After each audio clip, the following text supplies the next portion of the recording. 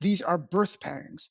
The trouble, the chaos, the violence and the war and the disaster. This world is giving way to another one, not some spiritual never land, but a transformed creation. And if you look at Paul's famous phrase in Romans 8, which echoes exactly this teaching of Jesus, Paul says, all creation is groaning in pain, like a woman about to give birth.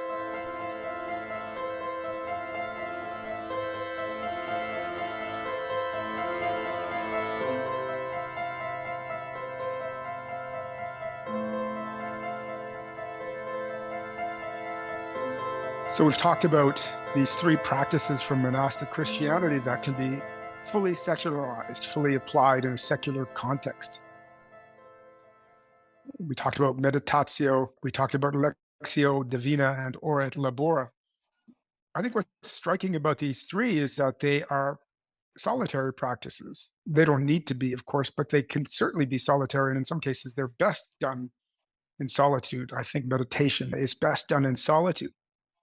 And so it raises the question of community and the question of, why a contemplative needs a community. And it's quite clear that a contemplative needs a community.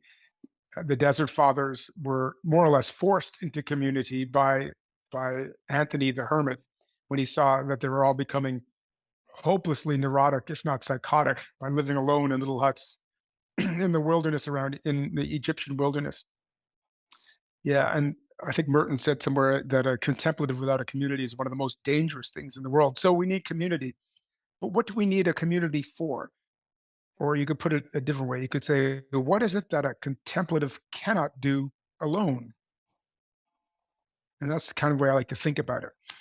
Everyone's talking, of course, about trying to build community, but no one knows how. And I think in some respects, it's worse now than it's ever been, precisely because we're so connected. It's well known that the irony of social media is that it's atomized us even further, isolated us from one another even more. And I don't think we exaggerate the point. There's many ways in which social media has created all kinds of wonderful connections. But in terms of this community building piece, it's actually not particularly helpful. And I think for one obvious reason, it's kind of so obvious that I don't even know if it's worth saying it, but in social media, we don't, for the most part, communicate directly, at least Facebook, Instagram. We actually communicate via symbols of ourselves. We create symbols of ourselves. We become self-marketers, self-promoters. It's like giving somebody a book about yourself instead of giving them yourself. And so we're constantly trafficking in these highly deliberate, strategized, curated self-presentations. Even the media we share, in some respects, we're very careful about it, but it's reflective of the image of the self that we wish to communicate. So in many ways, social media is a way of hiding from real community. And we know that it's producing all kinds of political aberrations, like the ideological echo chamber, where people are not actually engaging at all with ideas that are critical of their own, but only really listen to people who confirm what they say. And we know that this is leading to the erosion of democracy and conspiracy theories and so on. There's something basically narcissistic about the whole structure. And that's the danger. So I don't think that social media is going to be necessarily the solution to this problem of building community. And I think we actually know from studies that the social media generation, the kids younger than ourselves who never really knew a world without it, they're suffering mental illness, and I think on a scale and to a degree that our generation didn't. And this is something worth paying attention to. So community then, in the era of social media, is going to have to be being together bodily in a space. And here I think we can take a page from early Christianity. So one of the most important archaeological pieces of evidence for who the Christians were in the first centuries of the church is a letter from the governor of, I'm not sure where he was a governor, but a Roman governor somewhere in Asia Minor named Pliny, who was writing to the Roman Emperor Trajan. and asking him, what should I do about these Christians? And it's I think it's dated to 111. So the letter is fascinating and important because outside of this letter, everything else we know about Christian community comes from the Christians themselves, especially from the letters of Paul and from the Acts of the Apostles. And these are reliable for sure. These are historical documents, but we don't get the outsider perspective on the movement. Pliny gives us this. And so he writes to the emperor and he says, what am I going to do with these people? I torture them, and sometimes they confess and sometimes they don't. They seem to be hated by everyone, but they don't seem to be guilty of any particular crime. Tell me how I should deal with them. And in the course of this letter, Pliny says what he knows about the Christians. He says, well, they don't seem to be doing anything particularly all that nefarious. What they do is they meet once a week before dawn to sing a hymn together, followed by a common meal. That's it. They got together in a common place before dawn and they sang a hymn, and they sang a hymn, they pledged an oath, and they ate a common meal.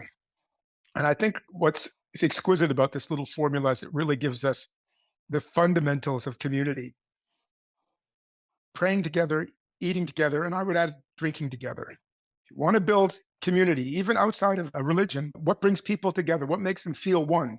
Singing together, eating and drinking together. That I think there's too many examples of that, from summer camp to the army. Now, when you look around the churches today, at least the churches that I attend, I think mostly Anglican and Catholic, you can ask yourself, well, how much singing, eating, and drinking is going on in these churches? And the answer is not very much. The Anglicans are great at singing, they have wonderful choirs, but nobody in the congregation opens their mouth for absolute fear of being heard or something. And the Catholics are even worse because they don't have great choirs and nobody opens their mouth. And in terms of eating, well, we get this little strange wafer passed around, which nobody could possibly call a meal. And maybe if you're lucky, you'll get a sip of communion wine, although that's pretty pre-COVID. So basically nothing like the early Christian experience is happening in the churches today. And consequently, I think these churches do not create community. I've never felt a community experience in a parish church ever. Now, that's not to say that people have built communities within the parish structure, but they do so in a certain way against the grain, against the structure itself. So let's think further about this. Singing together, eating and drinking together. What we're talking about is, at least on one level, what we call liturgy, ritual, shared symbolic life. This is what the contemplative cannot really do alone. In liturgy, you could say, pray in a formalized way together in a sacred space.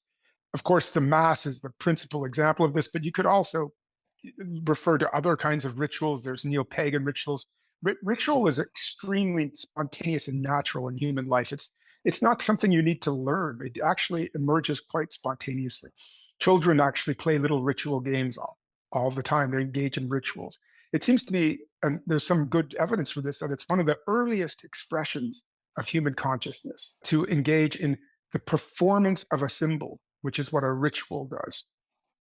It's a way of sharing symbolic life, or sharing our identity in a symbolic life. So I think there's no way around it. The contemplative has to participate in liturgy if he or she is going to have a community. Now, what does that mean? Well, it certainly could mean going to church. And for me, church going has become more important. I'm a bit of a fussy liturgist, and I don't like bad liturgy. So it's hard for me to go to church when there's no good liturgy around. But now I'm living in Montreal, and there's an abundance of beautiful architecture and very dignified liturgies happening all the time. So I have no excuse. And it's been really life-giving for me to return to liturgy. But there's also other ways you can do this. There's the whole phenomena of home church. We know that this is what was happening in the first century. The Christians did not gather in public places because they were not allowed to. They gathered in homes. And there's no reason why a family couldn't introduce some very subtle, self-conscious kind of liturgical life into the course of their week. We used to say grace before meals. That's an example of it. But one could go further. One could, if the kids don't want to go to mass, why not read the scriptures together on a Sunday around the table before dinner? Everybody taking a turn. I've done that before with my own family who are not so excited about church as I am, and it's worked really effectively. And the point is, it doesn't really matter what you do. All that matters is that you do it, that you gather together and share in a common symbolic life.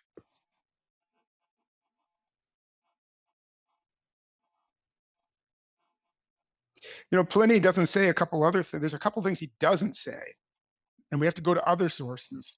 He says that they meet on a certain day before dawn. They sing hymns, they bind themselves by oath, and they share a meal. And actually, in that regard, I think we should consider how they ate.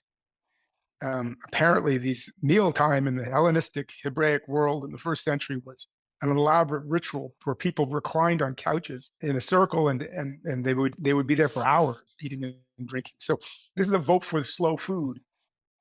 Maybe the contemplative Christian movement should itself with the slow food movement in order to create a table, what they call table fellowship, once a week, with a community of like-minded people, just lavishly wasting your time on preparing food and enjoying it together. The other thing, but the things that are not said in Pliny's letter is that the Christians practiced a common life. And to get a sense of that, we have to look to the book of Acts. Acts 4, we have this little phrase, which is extremely important. But even, not much is told about Christian communal life in the book of Acts, but this little snippet has gone down through history. And in fact, Marx himself said this was the first communist collective on the basis of this text. He said that early Christian communities were the first communist collective. What's written in Acts 4 is that, quote, all the believers were one in heart and mind. No one claimed that any of their possessions were their own, but they shared everything they had, end quote. So sharing your goods, sharing your space, sharing your wealth is the fundamental of early Christian community. And to get a sense of how radical this was, we have to think about how stratified Roman society was. Many things were permitted in Roman society that we would find abhorrent, like public execution and torture and slavery and so on.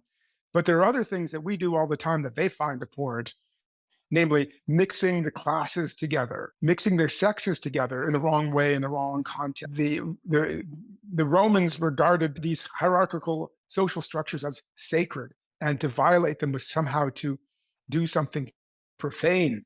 And I think that one of the things the Christians did that really offended the Romans is that they brought classes together which really ought to be held apart. As Paul says in Galatians 3, in Christ there is neither slaves nor free men, and neither men nor women, neither Greeks nor Jews. So all are together in this one meal. In other words, the social stratification, which otherwise might have to be maintained, Paul doesn't say that the slaves should run away from their masters and the masters should abolish slavery, or that men and women should just should disregard the customs of their genders of the time. He says all that is well and good, but it's suspended in this space of common life. That's the thing. So for us, it would mean, neither queer nor straight, neither rich nor poor, neither left nor right. A space in which these social distinctions, which might otherwise be important politically or socially, are suspended. And a sharing of goods. I mean, this is really difficult. How does this work? There are Christians in the US who are pursuing this. There's various movements, sometimes mostly associated with Protestantism, but not entirely, that go under the rubric of emerging church, house church, or urban monasticism. And what these movements seem to be motivated by is, first of all, a recognition that the institutional spaces of Christianity are failing to produce Christian community, and therefore they are either to be completely overhauled or abandoned altogether.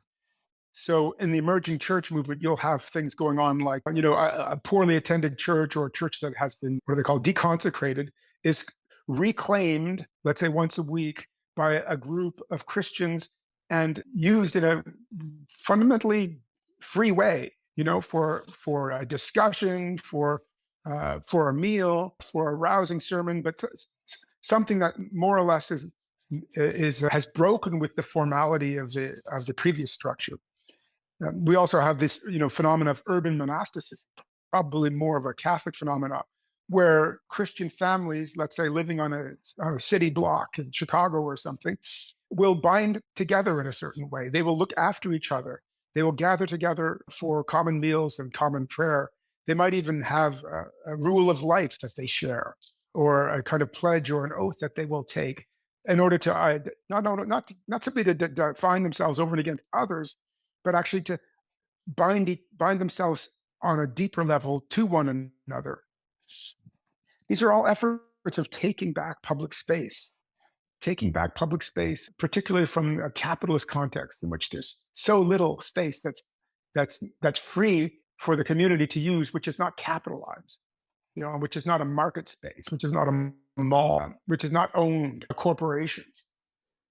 I still think this is one of the great features of the existing churches in our cities, is that you can enter them and enter into a non-capitalized space. Whatever else you think about the church, it's not part of world integrated capitalism. That's not what's going on there. Yes, the collection plate goes around so that they can keep the heat on, but they're not there to sell you something, so to speak.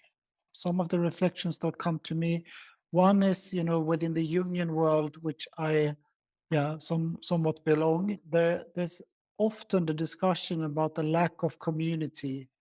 And I think from the beginning on, it's been a challenge for unions to come together in the way that you present. Jung had this idea about, he called it the invisible church, that there would be some sort of communion with others. But I think, as I understand him, it's other people who are in their process of individuating. So that's kind of exclusive in that regard. And maybe it's also invisible in the way that it's holding others in mind. But Jung and I think Jungians, and Marius Stein also brought this up, are struggling with this. And I was thinking about how community and to be in community with others can feel probably very, very challenging for individuals today to be authentic in communion with others. That's kind of nerve-wracking, maybe even for some people, because we are not used to that. Do you think that in the early stage, the early years of the Jung movement, when Jung was alive, the psychological club was active in Zurich, do you think that they had achieved community there and was subsequently lost, or was it never part of the movement? Well, I think it was there, but Jungian work, it's such an emphasis on the individual process now. It's such an emphasis on individuation, although Jung was very clear with saying that individuation and individualism is something completely different. But I do believe that from the beginning on, also with the psychological club, there was difficulties. Were a lot of tensions there. There was difficulties because there was also there's no shared framework around God. Mm-hmm. Everyone has their own process. Everyone has their own self. Mm-hmm. And maybe that's what I'm trying to say. Like introducing God, that's very humbling, but also can extinguish the sense of individual identity for people, I guess. I think that I'm really interested in those early years of the Jung movement and used to read a fair bit about it. I do think that the presence of Jung, the great guru, was the linchpin of the whole thing, and that's a different kind of structure. It has its place, of course, in the history of religion, but I'm not sure that whatever community was created in Zurich around Jung survived his death. It seems to have not survived his death. But the thing about psychoanalysis that's always attracted me, however, is that it does. I see what you're saying. There's no God there. But nevertheless, this is not just people who are hanging out together because they like each other. There is a kind of common commitment. And it has to do with that training analysis, that process that they've all gone through, and which I guess within the context of a school, like a Jungian school, they all actually agree in a certain way on a set of symbols for articulating that process, anima, animus, whatever, shadow, self. Or if you're in a Freudian context, then it's the Oedipus crisis, and the ego and id, and all of this.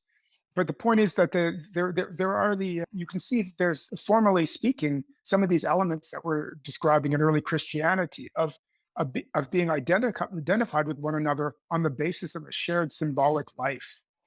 And I think you do get a taste of it. And perhaps the reason why people in psychoanalytical circles want more of it is because they get a little taste for it. They get a sense for it. Then, as you say, the ego steps in and it becomes a problem.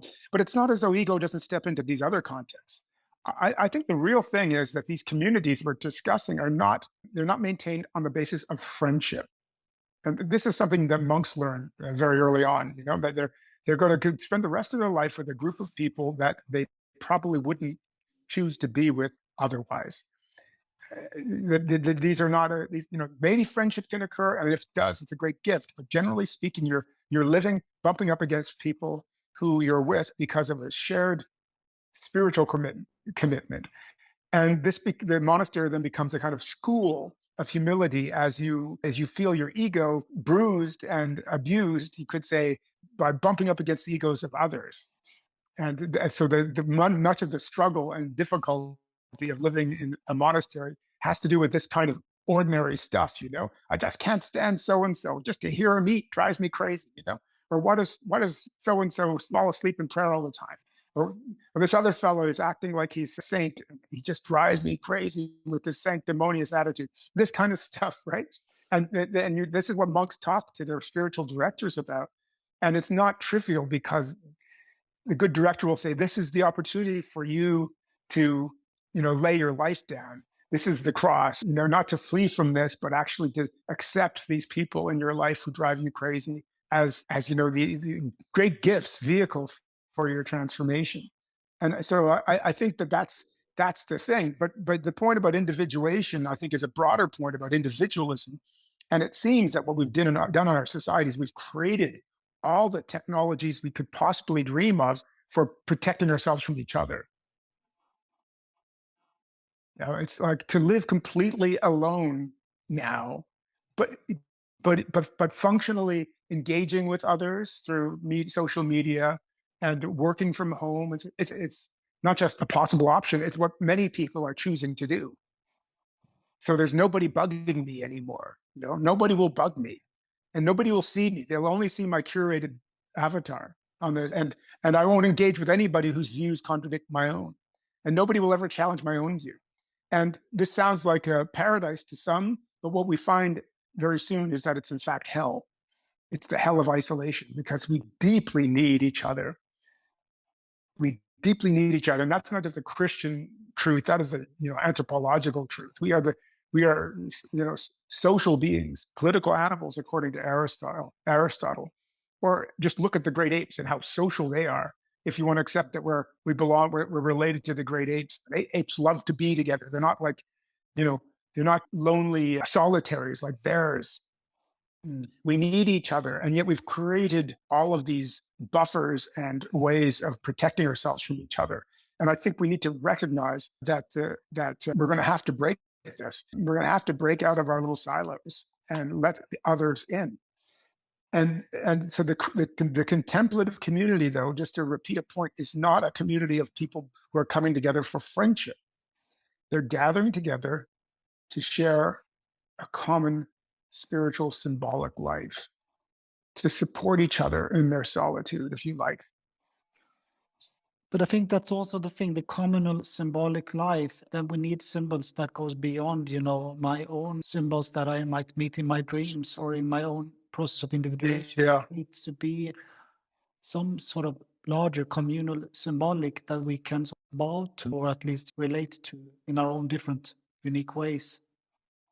Well, don't you think that that the psychoanalytical community has a set of common symbols? Certainly they do.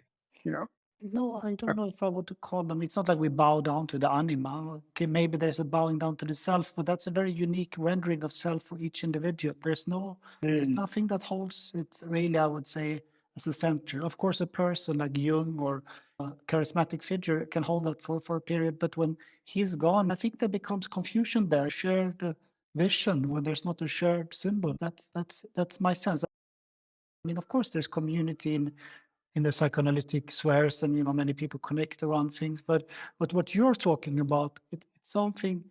Yeah, it's also about something uniting in that shared communal symbolism. Well, it's the point of, this is not the end of the road, isn't it? I mean, psychoanalytical work, therapeutical work cannot substitute for religion and doesn't work as such. It fails as religion. So we need something beyond it. We need something religious. We don't need perhaps the institutional religion, but we need something religious, something that will do for us what religion did for our forebears.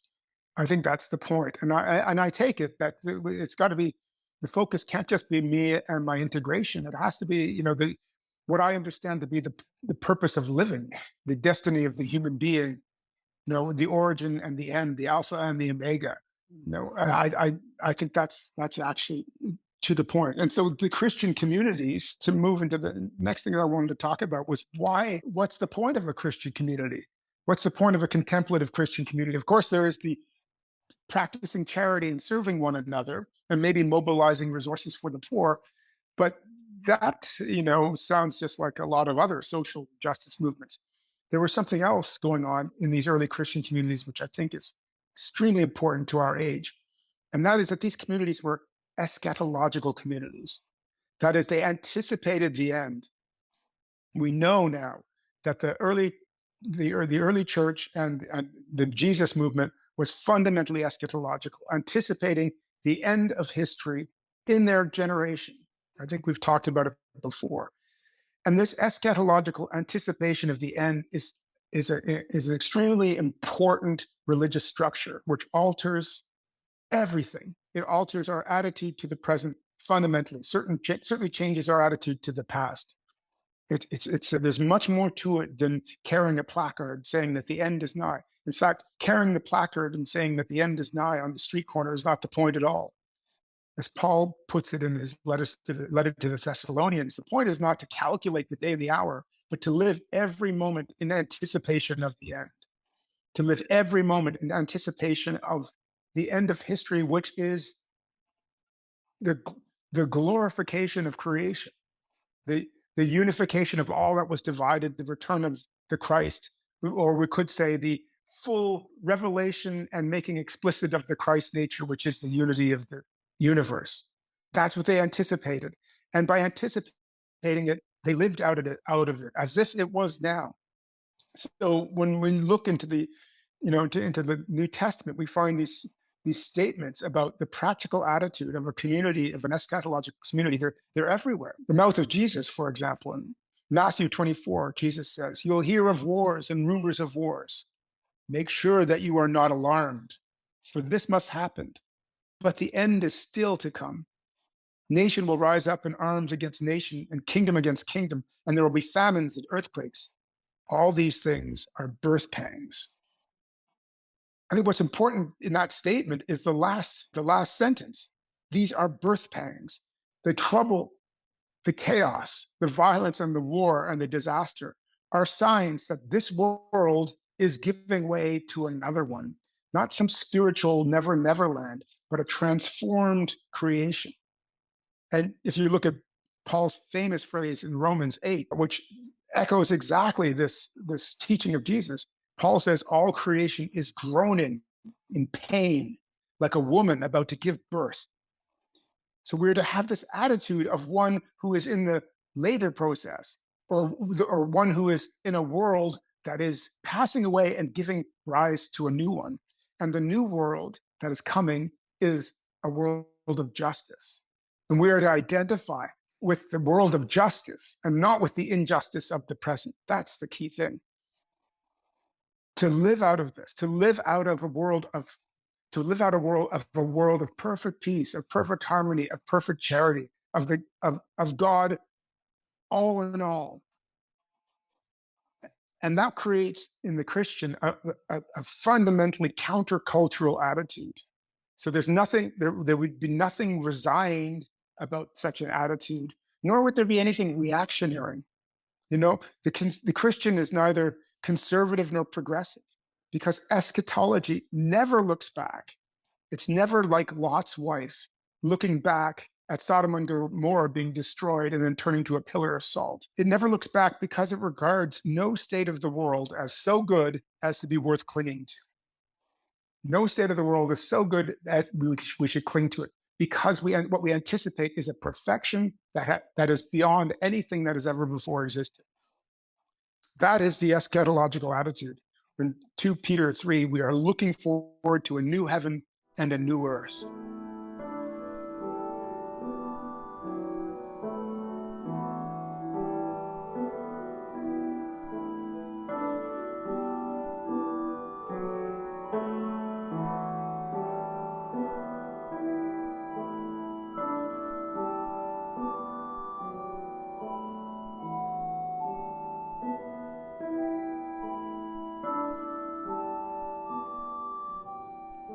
When I hear you speak like this, I'm wondering, should we welcome the apocalypse? You're a person that's fighting for the clean oceans and nature, and you have this NGO. You're very active in trying to be a part of a positive change of this world. When you speak about the eschatology, it almost sounds like those cults we hear about, we're just waiting, and now comes the end, we should just welcome. Yeah, that's right. And I'm just wondering, how did you hold this tension, if there is a tension? Oh, there is, certainly. It is the fundamental tension, and it's so important. The question is so important, Jakob. I'm so happy you raised the question, because this is, first of all, apocalypse means revelation. We all forget that now. We think apocalypse means, the coming ice age or something. Apocalypse means revelation. And so, yes, indeed, we are anticipating revelation, looking forward to it and welcoming it. But this revelation will be attended a kind of destruction of the present. That's true. Now, the question is, of course, what is our attitude to be to the world that is passing away? Are we to be indifferent to the sufferings of the present age? Are we to be quietistic, just waiting for God to come? Or are we to become, sort of so actively engaged in producing the kingdom of God that we forget about grace? This is such a fine line. This is the razor's edge of contemplative Christianity, and so few people are able to walk it in the tradition. The psychology of it is so subtle.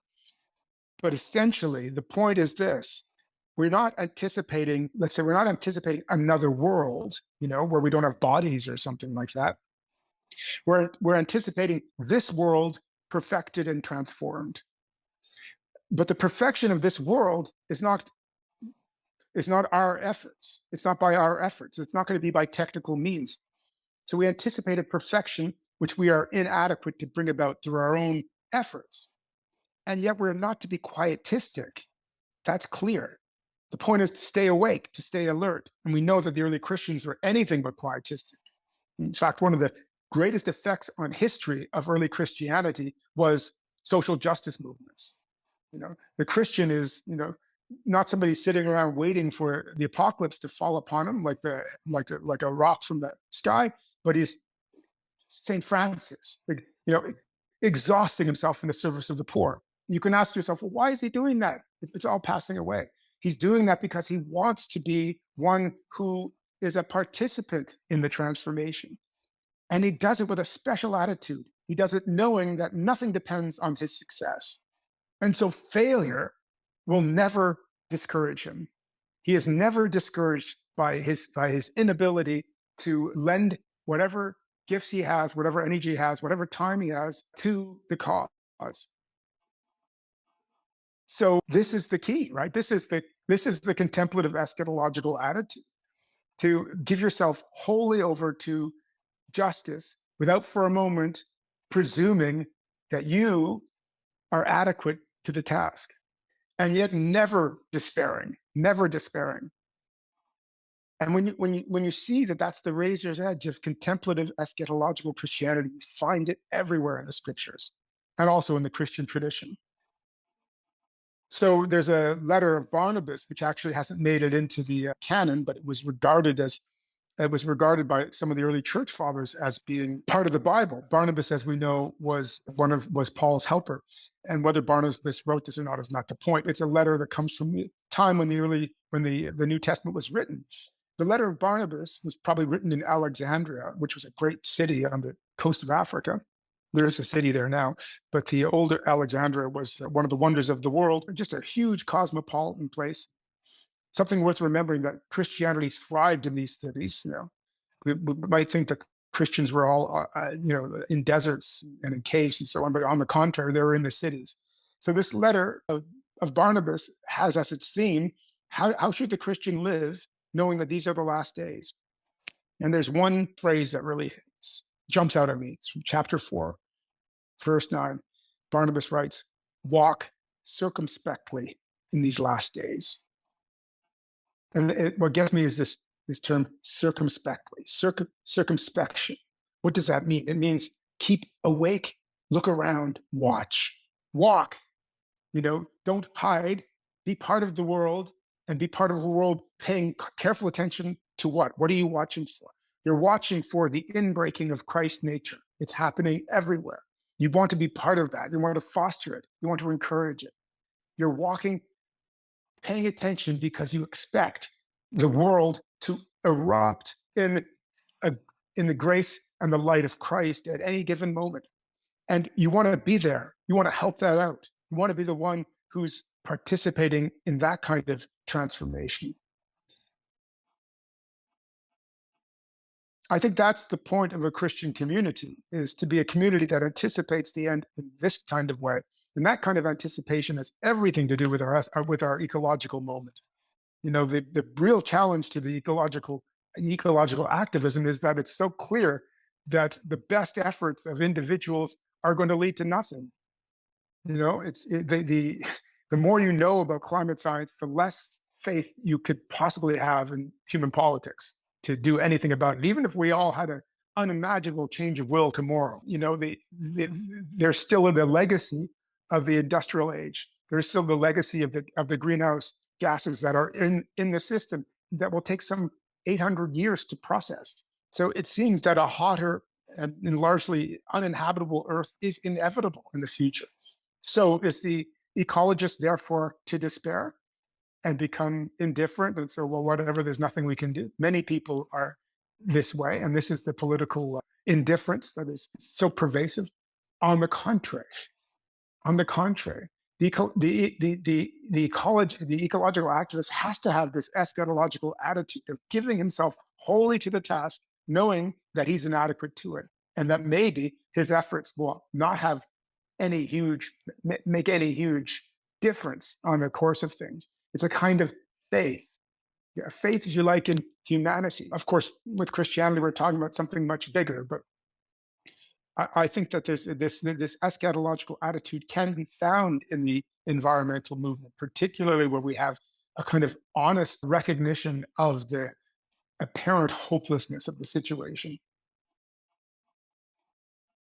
So if you would sit down with this, I'm thinking about the Fridays for Future and all these young people who are engaging themselves in communal work and activity and doing so much, cultivating in that field and protesting in that field.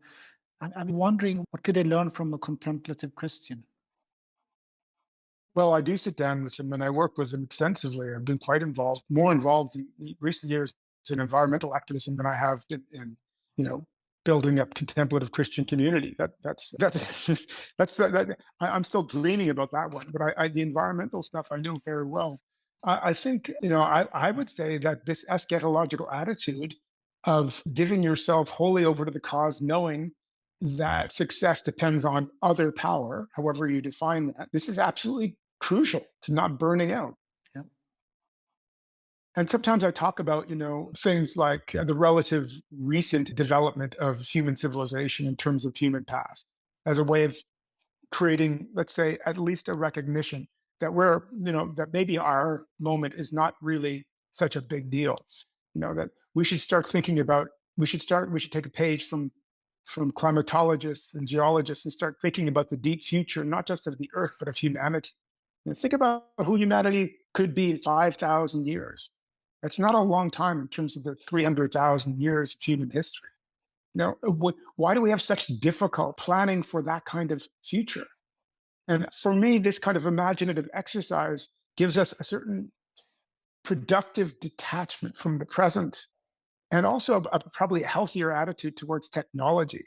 Instead of regarding it as this great evil, let us regard it as something we don't know how to use yet. Let's have a little patience with our fumbling efforts to use technology in the service of humanity. I don't mean being Pollyannish about it at all. I guess I'm wondering still about the eschatological. It's going to end. This is a part of the story. It sounds like you're talking about what's going to happen in 5,000 years, and it's good with perspective. But I guess this is a very hopeful situation. The apocalypse is going to reveal to us. Exactly. So I'm The wondering apocalypse what's is about hope. Yeah. it's hope, exactly. Yeah. But how do you speak of that hope? Because it sounds so important, the work you do, but also how to build that link. Because I think many, many, many of these people are disillusioned. And when they've been fighting and they're exhausted, what do? You go over to, I don't know what, you get burned out, you get depression. But how can this be viewed from this revelatory lens that I think you're offering? Well, I'm very interested in the religious motivations that emerge in environmentalism. It's not that uncommon, in fact. Mm-hmm. Usually, it has to do with being spiritual but not religious. It's usually earth-centered, nature-centered. People feel the presence of the holy in the natural world, and we could mock these attitudes and say they're romantic. But I think if we do so at our peril, that this is this is the site of the holy in the secular age, and I think we should gather around these places and recognize that if that this needs to be cultivated. I think that the new civilization to come, the ecological civilization, will be galvanized in a religious way. I don't know what their religion will be, but it's at least my reading of history. All the great transformations in history had a religious quality to them. It's only religion, which transforms on that collective scale, leads to a complete conversion of heart and mind, and a new kind of thing erupts. And so there is, I think, something still we don't know when the end will be, but we can anticipate at least a coming convergence of humanity around a common recognition of the sacredness of the earth. Even just the recognition of let's say, the singularity of the earth, which science seems to be confirming over and over again. As we look further and further at exoplanets, for anything like this extraordinary garden earth, we begin to reckon with the possibility that this might be the only one. This might be the only natural environment for human beings. And how precious that becomes, that material kind of practical recognition of the singularity of the earth, that's not very far from recognizing it as something that should not be commodified, something that has to be protected, has to enter into any kind of economic plan, economic schema, that the earth is ground, the earth is holy, the earth is not the possession of any one, but the common good of all. This kind of talk, of course, is not uncommon. We find it right from the very beginning of the environmental movement. I think it's an important sign of the new experience of what we're calling Christ nature. Barnabas says, walk circumspectly, keep your eyes on what's going on. I think he would say, pay attention to what these young kids are, what's motivating these young kids. Pay attention to the discussion around environment. Pay attention to the disaster that's happening as we, let's say, remain recalcitrantly attached to older forms of politics, like to war and to competition, in a situation in which they have no possible future. There's no possible future for Putin's politics. There's only a future maybe for Putin, but there's no possible future for humanity with those kinds of politics. We know that. So we pay attention to these, the struggle between good and evil that's happening right around us, and invest ourselves in the good, draw close to those sites of the holy, and we don't have to be too quick to label them or to enter into a theological debate about what exactly it is we revere when we revere the earth. I think we're all going to have to come to this place of reverence from a different space. The scientists will come from one position, people from other religions will come from different position, Islam will have its own way in. The Asian religions will have their way in. But we will all gather around this one hearth, this one altar, you could say, of the earth, this one side of the sacred. We will do that, or there won't be a future. Now, how does that fit in with anticipating the end of history? Well, yeah, that's the paradox, right? That is the paradox. But to anticipate the end, I'll only say this: to anticipate the end is not to try to prepare, is not to foreclose an inexhaustible effort to improve the situation for humans and non-humans on the planet. On the contrary.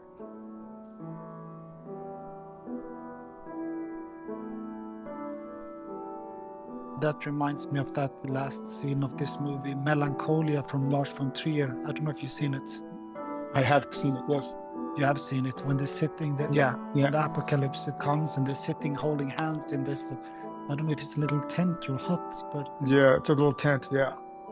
That's an extraordinary scene. Extraordinary, apocalyptic. Yeah, Lars von Trier is hardly a technological thinker, because he's a nihilist. But he might have said something in that last scene that he didn't even intend to say. I'm not sure.